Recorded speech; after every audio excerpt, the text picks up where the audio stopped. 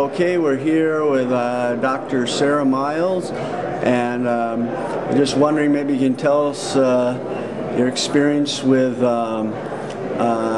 Bible, science, any conflict between science and the Bible.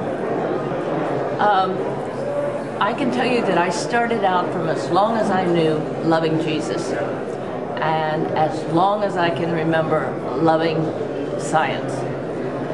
And when I was in 9th grade, I felt that God had called me to be a missionary. And if you liked science, that meant medical missionary, but God showed me in a number of ways that I was to be a teacher. And I ended up in Congo. Now at this point, I had sort of, I guess you'd say I was in the separation model. Sunday, and when I read my Bible, that was this side of me, and when I was doing biology, that was over here, and I just didn't worry about them. When I got to Congo, the students I was teaching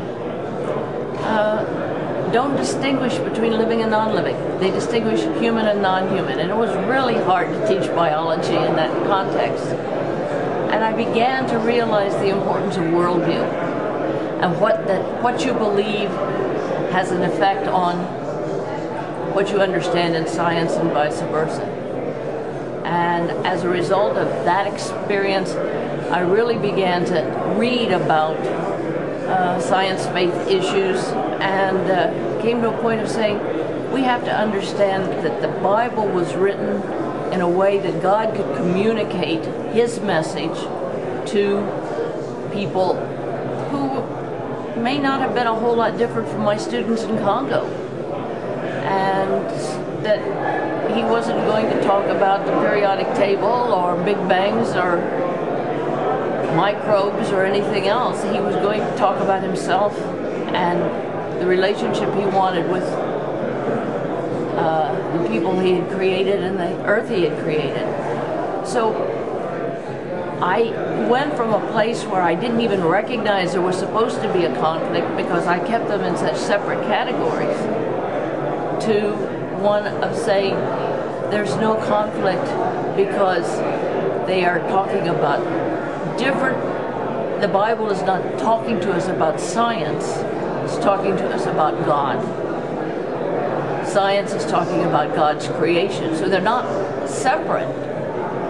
You can't say that I'm just going to put them in different categories, but they're not going to try and tell us the same message. Okay, I was wondering how long you spent in the Congo. I was there for 3 years, and I taught biology, chemistry, and math. The students that graduated my last year there, 15 of them went to Belgium to do university work, and 14 of them returned to Congo. There was one who got married to a Belgian, and so he didn't return. But they are now all actively involved in leading the church. And so I came to an understanding that my job wasn't to be the expert, but my job was to raise experts. My life verse in a way is the passage in Ephesians where there are apostles and prophets and teachers and all of these gifts that God gives to the church, but we're all there for the building up of the body. And I saw myself as trying to help build up the body in Congo. When I got back here and God closed the door, I mean literally 13 letters did not get to us in a row. And so we ended up going to Wheaton, and I taught at Wheaton for 20 years, and then I taught at Eastern University near Philadelphia for 11 years. And in all cases, it's been seeking to build up the body of Christ through the students there. As a sideline, some say that there are dinosaurs still wandering around in the Congo. Did you see any dinosaurs over there? I didn't see any dinosaurs. I did see some pygmies.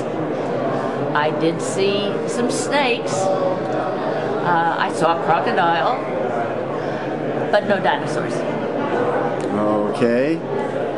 All right. Well, I appreciate all your comments. Thank you very much.